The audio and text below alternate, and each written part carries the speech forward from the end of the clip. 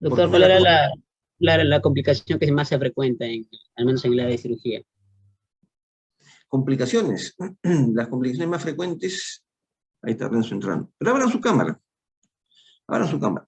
Las complicaciones más frecuentes, alveolitis húmeda, alveolitis seca, dolor, inflamación, ¿no? Son las complicaciones más frecuentes. Las menos frecuentes, de las que me acuerdo, es necrosis de dehiscencia de los tejidos, necrosis de los tejidos, presencia de cuerpos extraños, ¿no? Es decir, se nos quedó una fresa, se nos quedó una parte del diente, comunicaciones bucosinusales, que son poco frecuentes, ¿no? En los osteomielitis que hemos mencionado, en el curso fractura patológica. Otra cosa también, que no siempre es consecuencia de la extracción en sí, es que el paciente pueda tener una luxación de la articulación temporomandibular en algún momento, ¿no? Si en caso, por ejemplo, se les presentara, porque hay pacientes que tienen... ¿Qué cosa es una luxación, Carlos? Cuando ya un tejido se ha separado. Ya, pero dice luxación del ATM, ¿a qué nos estamos refiriendo?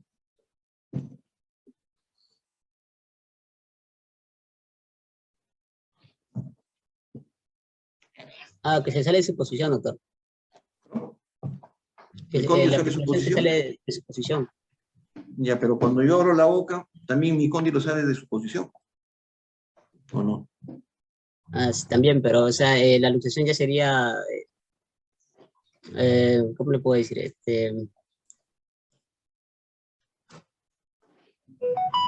Como un movimiento patológico, algo así, que no es Ya. normal. Entonces va a generar complicaciones. Ya. ¿Tú qué dices, Ana? ¿Qué cosa es una luxación del ATM? Y después vamos a conversar o explicar, ¿no? Con un caso clínico que tengo acá grabado, lo que lo estoy buscando, cómo se resuelve, ¿no? Es como el bloqueo, un bloqueo No, que hace que... a ver, a ver, Renzo,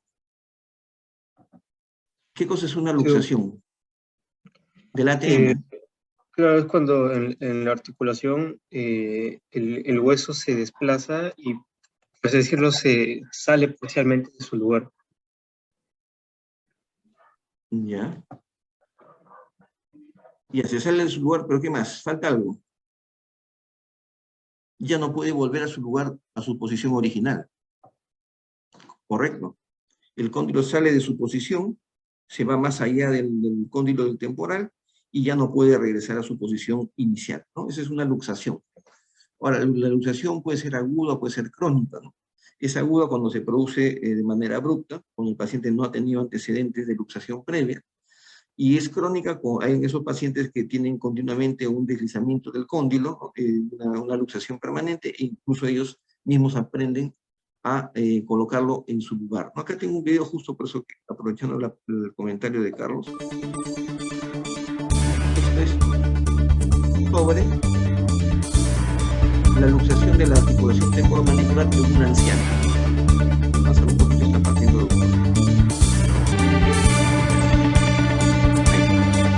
Esta señora se le produce una luxación bilateral de los cóndilos, por los dos lados, solamente uno, sino de los dos.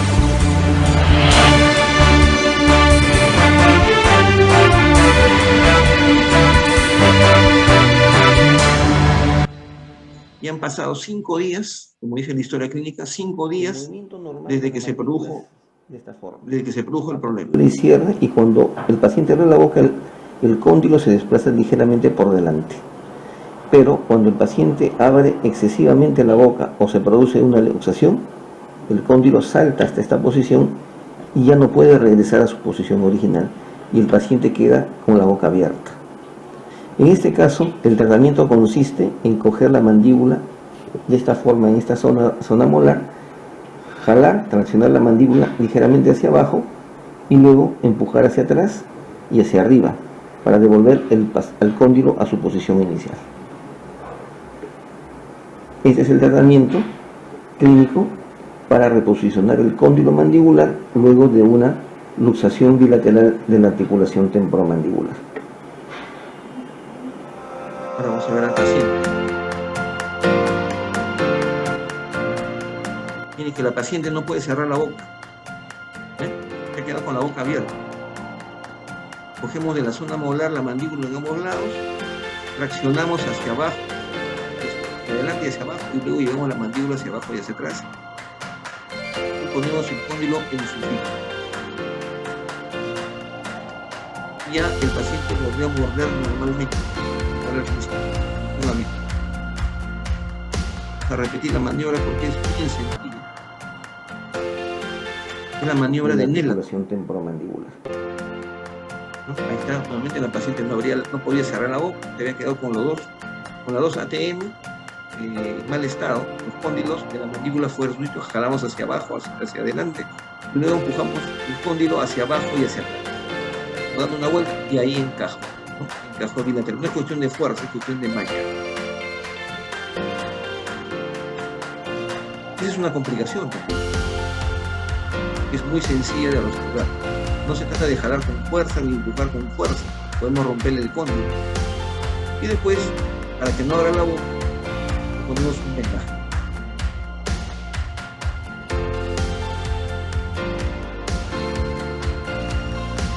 Vamos a poner un vendaje circunferencial alrededor de la cara para que ya la paciente no abra la boca, que no abra la boca tan ampliamente. Para la mujer es un poco complicado poner el vendaje por el volumen de cabello. Vendaje circunferencial alrededor de la cabeza. Se duele un poco, pero es necesario. Ya no debe abrir la boca y debe estar con su tratamiento antiinflamatorio y tomar dieta líquida, comer por sorbete, por lo menos ese día. Es fastidioso comer la venta en mujeres con té, cosa que se les dice.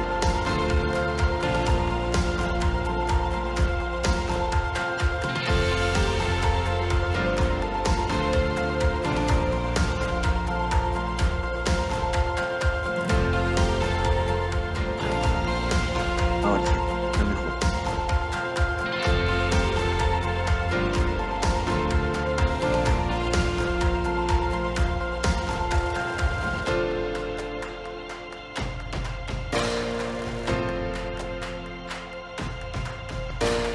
También se le puede colocar una mentonera, es que se usa en bichectomía. También se tienen que entender eso. Lo importante es que haya algo que limite la apertura bucal durante unos días y el asunto queda resuelto. Ahora, resuelto por el momento, pero son pacientes que sufren de luxación crónica. ¿Qué significa luxación crónica? Que constantemente van a tener episodios de luxación en algún momento de su vida, ¿no?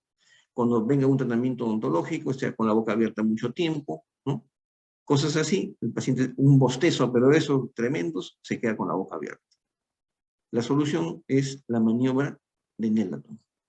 La medicación es antiinflamatorio y analgésico, no hay un vendaje elástico por 24 horas, simplemente para disminuir la intensidad para evitar, que el paciente esté abriendo la boca. Listo. Eso se llama, lo voy a colocar acá, en el chat, la maniobra de Nelaton. Ya está. Y es importante que todo odontólogo sepa en qué consiste la maniobra de Nelaton, ¿no? Es un tratamiento para, para reducir la luxación de la ATM, ¿no? Que puede ser unilateral o puede ser bilateral. ¿Qué otra cosa no quedó en claro o le gustaría de repente leer, que ampliáramos un poco más la conversación? Yo recuerdo una vez en un hospital, cuando trabajaba en un hospital, estaba de guardia, me llamaron, ¿no? Cuando yo trabajaba en el hospital de policía hasta el año 97, ¿no?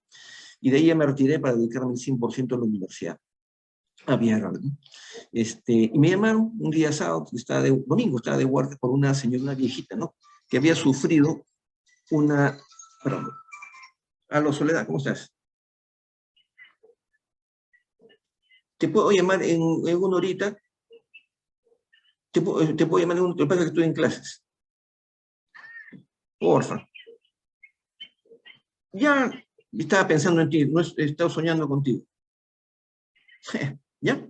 A ver si conversamos, sí me interesa. Gracias. No vayan a pensar mal, está haciendo con ella porque está vendiendo, me está ofreciendo un escáner intrabucal que le está dando un precio impresionante. Y decía, esta viejita me llama por el interno y me dice, hay una señora que se le luxó la mandíbula. Era el año, pues, no sé, 1990 y tantos, y yo estaba emocionado porque no son muchos los casos que uno ve en su vida sobre luxación. Así que, esta es mi oportunidad, voy a aprender la manera de él, entonces. Le atendí a la viejita, le puse la mandíbula en su sitio, así como vimos en ese rato. Ni bien estoy saliendo de la sala donde estaba hospitalizada la viejita, doctor, me dice, otra vez se le ha luxado la mandíbula. Otra vez a ponerle la mandíbula en su sitio a la viejita. Bajé del ascensor, pasaron 10 minutos, otra vez subí a la tercera. La cuarta ya no me hice caso.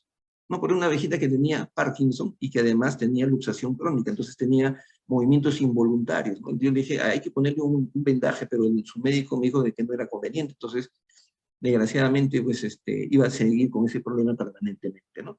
Hay otros pacientes, otras personas de que no necesariamente tienen problemas de disfunción del ATM ni esas cosas, sino tienen lo que se llama la articulación hiperlaxa. No sé si han escuchado de eso. Elisa, no sé si has escuchado de las articulaciones hiperlaxas.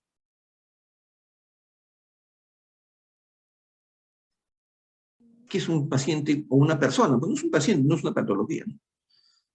Es una característica, una variante de la normalidad. Todos ustedes han ido alguna vez al circo, ¿o no? ¿Tú has ido al circo alguna vez, Renzo? Todos han ido al circo. Bueno, ya no hay como en mi época animales, ¿no? Pues está prohibido, ¿no? Pero hay esos contorsionistas que ustedes ven que se doblan y se meten en una maleta. Ya, esos contorsionistas tienen articulaciones hiperlaxas. ¿Qué sucede? En la articulación del hombro, ellos se dislocan el hombro, se dislocan el otro hombro y reducen el ancho. Se dislocan la cadera, el fémur, la cabeza de fémur de un lado a otro lado y terminan enrollándose contra sí mismos. Además, ¿no? Además que todo lo que yo hago aquí, por ejemplo, que no llego creo que ni a 90 grados, ellos pueden llegar en angulaciones de 45 grados, ¿no? En algunas damas, algunas chicas tienen algo de eso, ¿no? Más que nosotros los varones, porque si uno trata de doblar el dedo hacia arriba, yo no puedo. A ver, las chicas hagan lo mismo. Ahí está, ¿ves? Ya me ganó Ana, ¿ves? Edith, un poco hiperlaxa está esa articulación, ¿no? Ahora, imagínense eso acá, en la articulación temporomandibular. El paciente juega con su mandíbula. Hay una paciente, una morenita, me acuerdo, que me decía, doctor, sí, se me luxó, le conté lo de la otra paciente, escuchó, ¿no? Yo estaba, pero sí, doctor, a mí también me pasa lo mismo, mira, y dobló el dedo así como Edith. Y la muñeca también, me dicen. Y acá, y la mandíbula, sí, se la sacó. Pero no se preocupe, se la puso de nuevo, ¿no? O sea, ella tenía articulación hiperlaxa y estaba acostumbrada a eso. Entonces no nos asustemos por eso. En algunos casos es patológico, por la edad del paciente, porque tiene difusión del ATM, porque tiene colapso de la mordida, etcétera, etcétera, etcétera, ¿no? Porque no hay guía incisiva, en la mandíbula se va hacia adelante como si no tuviera ningún tope, pero en otros casos se trata de articulaciones hiperlaxas. Un segundito.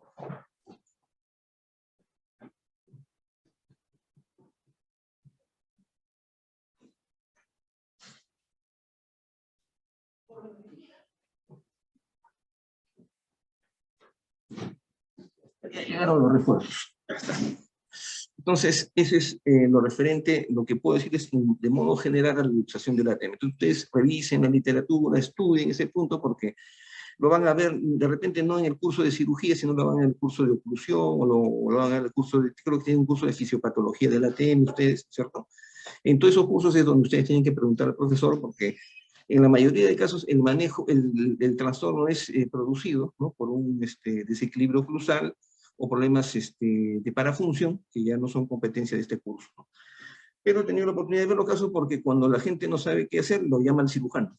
Esa es la realidad, ¿no? Pero en realidad son problemas que son de competencia del rehabilitador o del oclusionista, en este caso.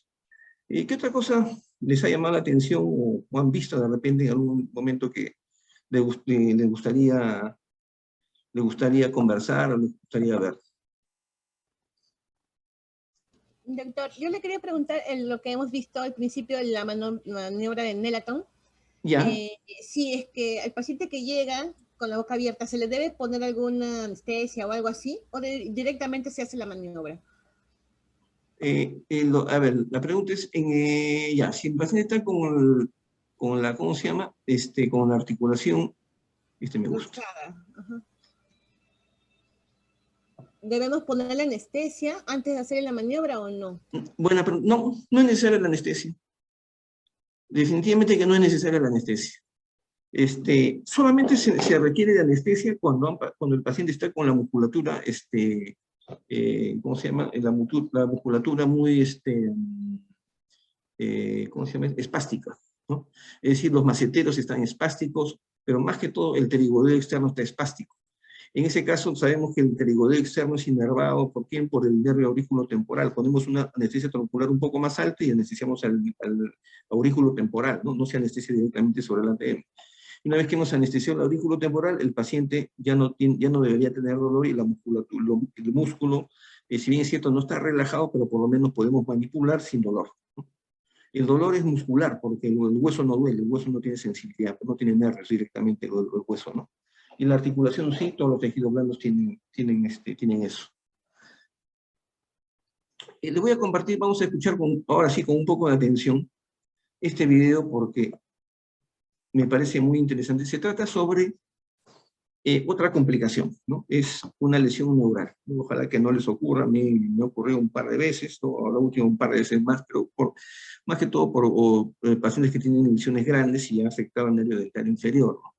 Vamos a ver el caso de una señora a quien le hicieron la extracción de un tercer molar inferior, ¿no? Primero vamos a ver todo el video y ahí vamos a conversar. Y esta señorita le hicieron una tercera molar y se le produjo una alveolitis seca, ¿no? Hasta ahí, bueno, nadie tiene la culpa. Luego la persona que lo atendió, que le hizo la extracción, dijo, bueno, tienes alveolitis seca, le puso una gasa, lo lavó, lo limpió y le puso una gasa con cemento. Hasta ahí, muy bien.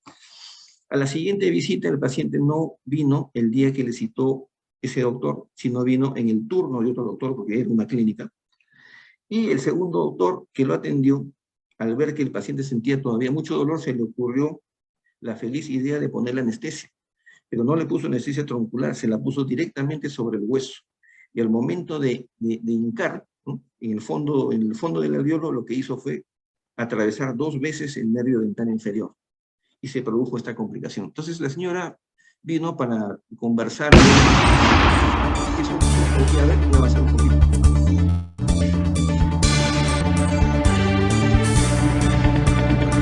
Había una pica, me extrajeron el diente y no cesó el dolor. Me dieron... Me equivoqué, este es otro paciente. Me gusta guardar los testimonios de algunos pacientes colaboradores. El otro está acá. Porque en los problemas neurales, en los problemas neurales, el único que puede ser informante adecuado de la situación es el propio paciente. ¿Cómo empezó ese problema? Listo.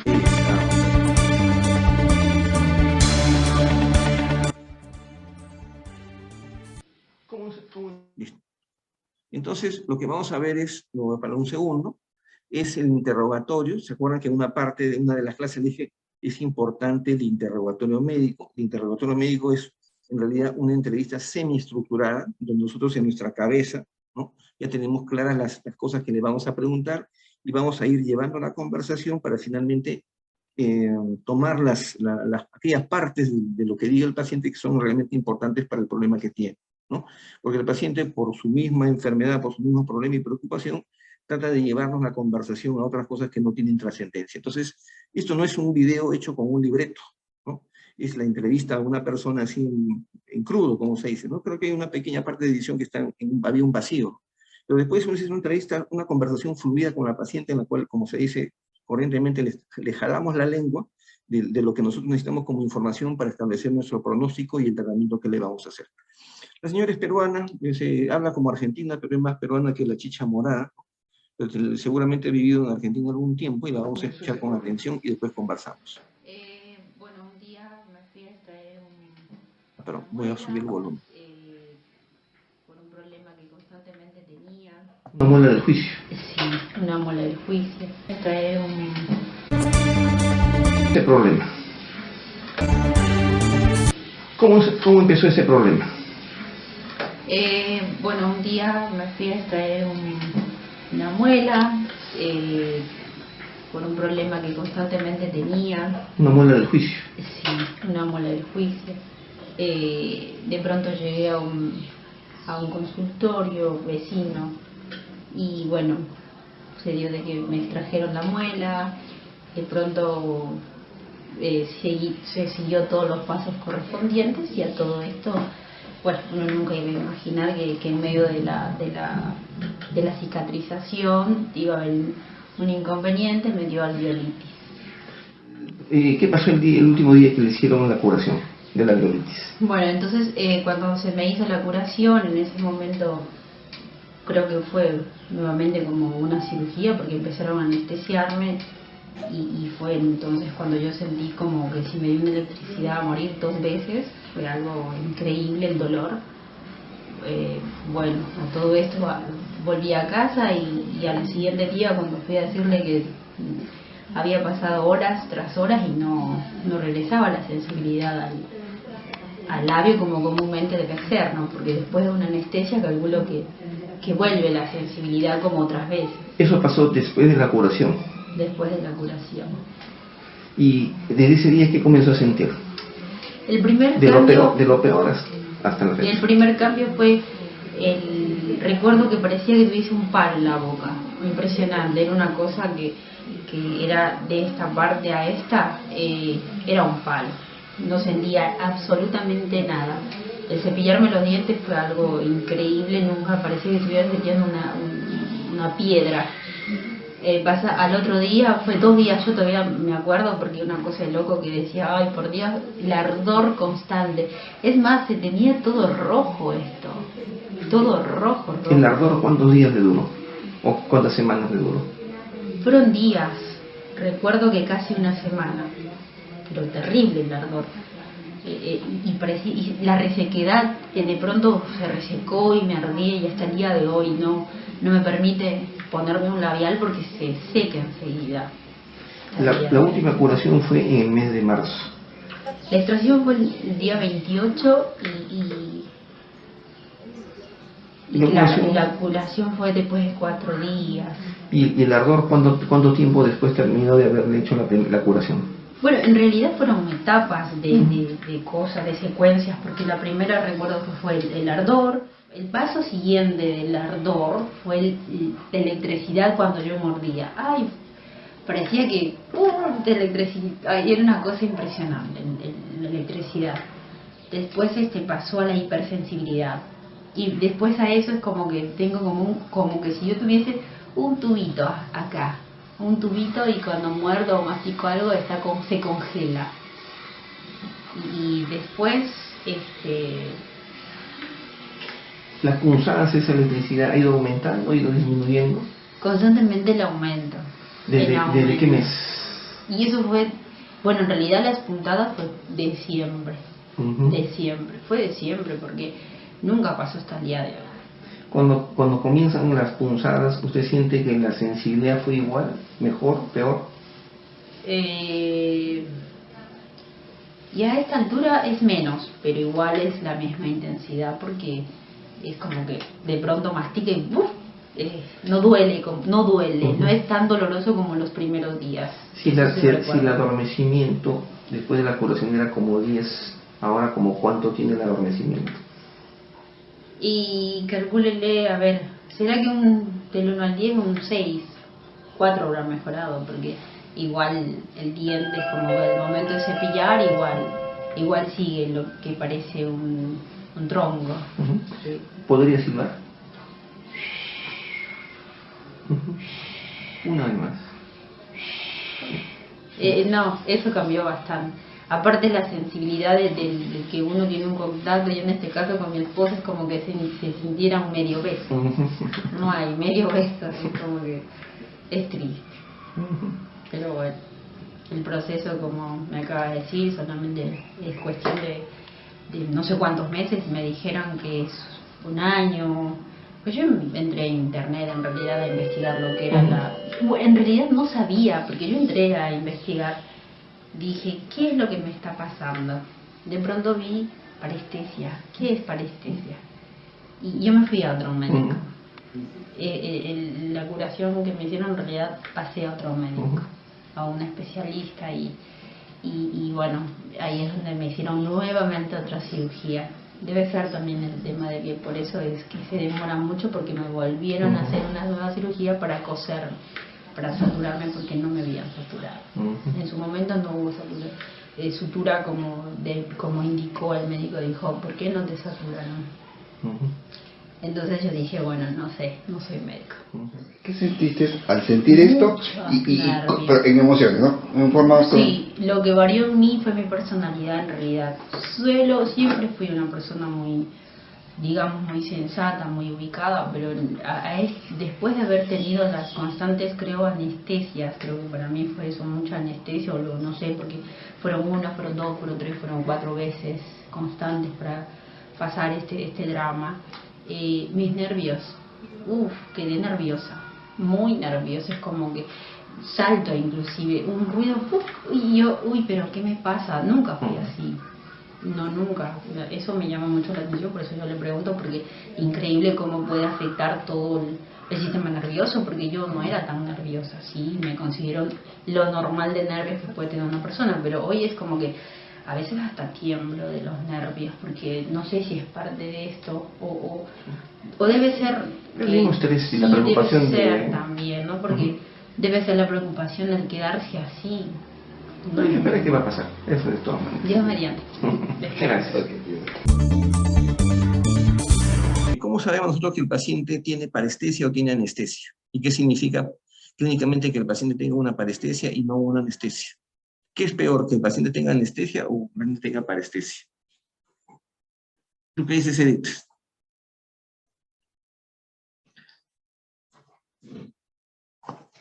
No se abandonó, Edith. A ver. Ahí está, Edith. ¿Qué es peor, que el paciente le quede como secuela o como complicación una anestesia o una parestesia?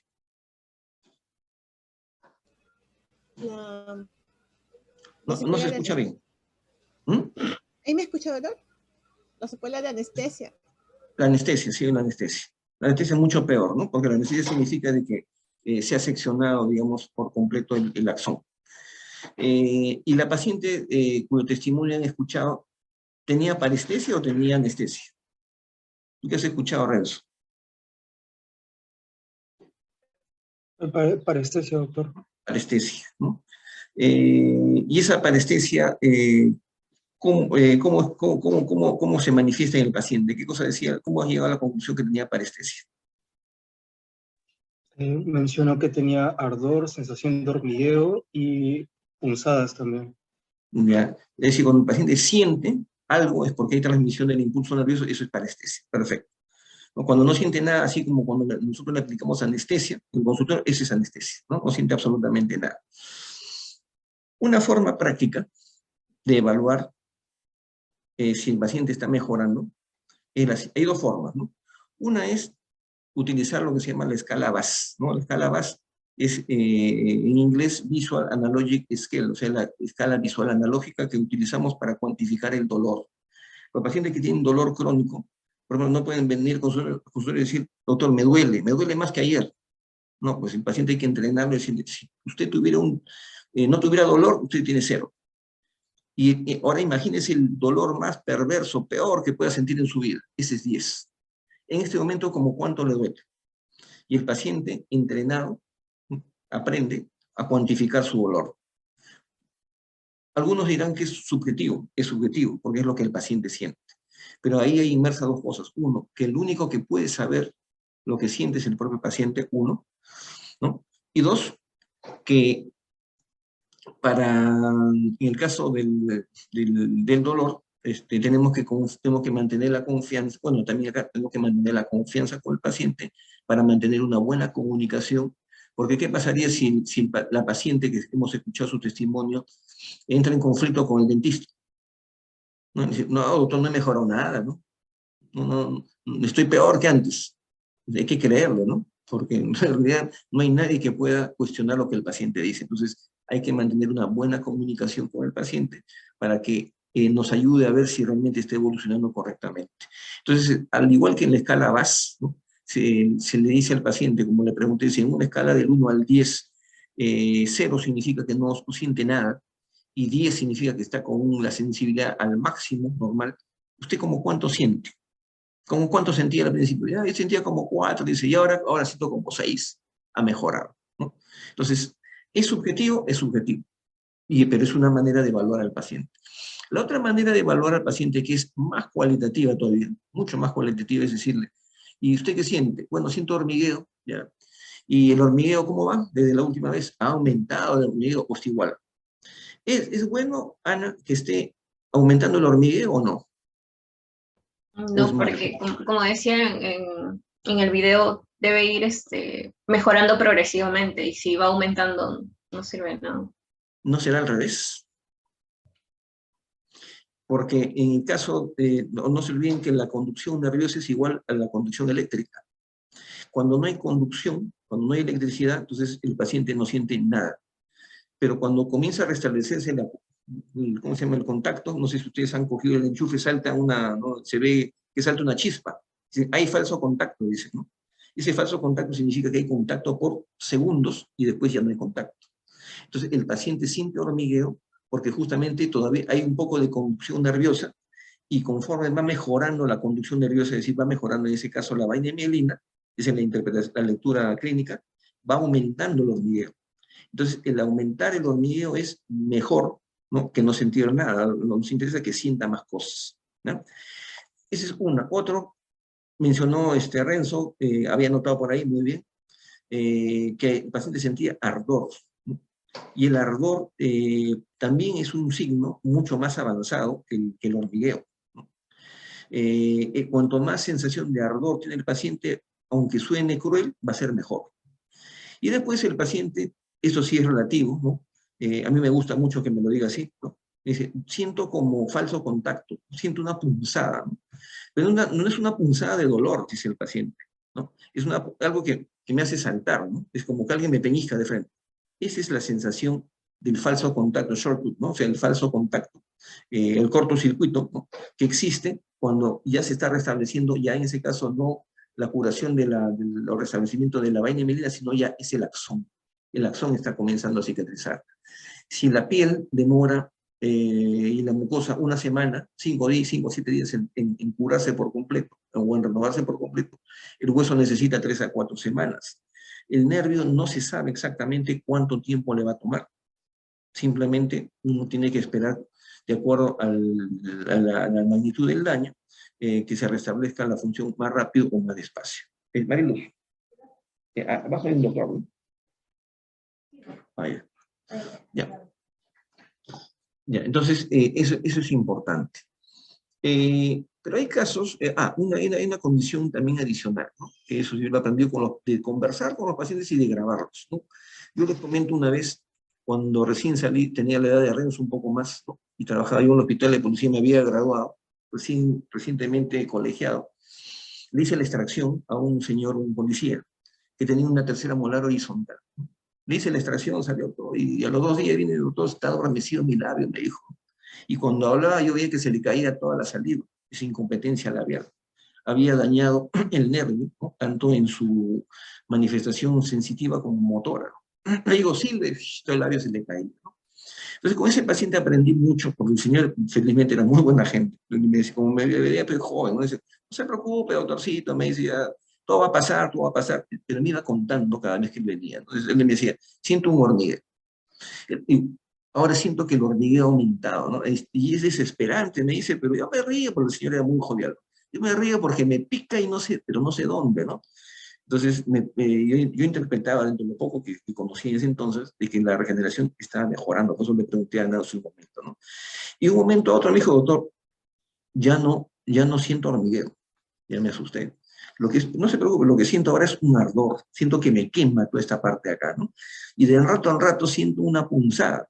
Peor me asusté porque uno piensa que el dolor es malo, ¿no? En ese caso, la percepción de diferentes sensaciones de dolor o de molestia son buenos porque permiten saber si el nervio se está recuperando o no se está recuperando. ¿no? Y un momento determinado me dijo, doctor, ya todo está normal, no hay ningún problema, ¿no? Pasamos del extremo. ¿Cuál es el extremo? La parestesia, como no era anestesia lo que tenía el señor, de la parestesia pasamos y la incompetencia, en un momento me dijo, ya no se me cae el agua cuando tomo. El paciente cuando toma el agua, se le cae por acá. O está conversando y la saliva se le está chorreando porque no puede controlar el músculo labial, ¿no? Y después va mejorando, va aumentando la sensibilidad, van aumentando las sensaciones de dolor, de ardor, qué sé yo, y al final el paciente termina normal. Pero no todos los pacientes terminan normales, ese es el problema. Es decir, nosotros tenemos que saber que el nervio, el axón, tiene una forma de recuperarse, y la vaina de mielina, que es una proteína, tiene otra forma de renovarse o de recuperarse. De las dos, la vaina de mielina se recupera, ¿no? Hasta cierta medida, hasta cierto punto, pero cuando el daño en la vaina de mielina es profundo, ¿no? Lo que ocurre puede ocurrir en un momento es lo que se llama una degeneración walleriana. Walleriana es con W, ¿no? De Waller, el doctor Waller, ¿no? Que describió esto, ¿no? En la degeneración walleriana, lo que ocurre es una disminución en el grosor de la vaina de mielina, como parte de un proceso degenerativo. Entonces, el paciente le va a decir, doctor Renzo, mire, estoy mejorando, estoy muy bien, ¿no? Estoy aumentando la hormiga, y de pronto dice, ya no siento nada, otra vez siento parestesia. Siento igual como la primera vez. Es decir, es el único tejido en el cual uno puede ver una involución del proceso, ¿no? Si ustedes ven la encía nunca va en retroceso, siempre va mejorando, ¿no? La mucosa, si hay algún problema, siempre va mejorando. El hueso siempre va para adelante, ¿no? Pero el axón nervioso, o para la vaina de mielina, puede sufrir un proceso de involución que se llama degeneración walleriana. Y cuando hay degeneración walleriana, a veces el proceso es irreversible, y el paciente puede quedar de por vida con una parestesia mayor o menor, dependiendo de la magnitud de la lesión que ha ocurrido en el axón, ¿ya? Entonces, una cosa es la lesión en el axón, otra cosa es la lesión en la mielina, la vaina de mielina. Y yo sé que de repente no lo han tocado anteriormente, mejor se los digo, para mejorar la formación, o sea, para regenerar la vaina de mielina, hay medicamentos. El medicamento por excelencia se llama núcleo CMP, así como Colegio Médico del Perú, ¿no? Revisen qué cosa es el núcleo CMP, para qué sirve, cómo se toma, ¿no? En este momento no es importante saberlo. Pero eso es necesario para mejorar la conducción nerviosa, permite la regeneración de la vaina de mielina, pero no existe ningún medicamento que mejore la regeneración del nervio, eso no existe. Por eso es que el único que sabe realmente lo que hizo fue, si es que nos llegamos a dar cuenta, es quien hizo la cirugía, ¿no? ¿Y cómo sabemos qué tan profundo es el daño? El interrogatorio del paciente. ¿Siente algo? Parestesia, la lesión es parcial. No siente nada, anestesia. ¿Cuánto tiene de parestesia? Pregunten del 1 al 10 cuánto siente, y cada vez que venga, y no lo sienten todos los días, sino cada cierto tiempo, le preguntan y van a ver que el paciente o va mejorando o se estabiliza. O se acostumbra también, ¿no? Usted dice, bueno, doctor, ya asumí de que eso es así, desgraciadamente así me quedaré, pues, ¿no? Porque en realidad hay veces, hay casos en los cuales nunca se llega a recuperar por completo la sensibilidad. En este caso, sensibilidad porque es un nervio sensitivo, un nervio dentario inferior. ¿Y qué otro nervio en la boca podemos lesionar accidentalmente? El otro es el nervio lingual, ¿ya? Entonces, las lesiones del nervio lingual, por ejemplo, en Estados Unidos, la primera causa de demanda judicial es la lesión del nervio lingual, porque ellos no extraen los terceros molares por vestibular, lo hacen por lingual. Entonces, para ellos es muy común ese tipo de demandas, ese tipo de complicación. Y nosotros es menos frecuente porque usamos el abordaje vestibular. Entonces, estudien la anatomía de todo el trayecto del nervio lingual, no solamente con el hueso, porque a veces lo ven en el libro de anatomía con el hueso y está el nervio. No, busquen un libro, ¿no? O mándenme un WhatsApp, me recuerdo, yo les mando una figura del libro de Donado y Amaya, donde se muestra el trayecto del nervio lingual. Ya. Entonces, no sé si alguno tiene una pregunta, ¿no?